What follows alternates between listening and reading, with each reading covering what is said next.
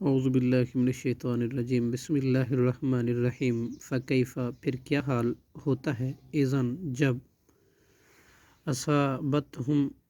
پہنچتی ہے انہیں مصیبتم کوئی مصیبت بما بوجہ اس کے قدمت آگے بھیجا ایدیہم ان کے ہاتھوں نے ثم پھر جاؤ کا وہ آتے ہیں آپ کے پاس یحلفون قسم کھاتے ہیں باللہ اللہ کی ان اردنا نہیں ہم نے ارادہ کیا تھا الا مگر احسانہ بھلائی کا و توفیق کا اور موافقت باہم ملانے کا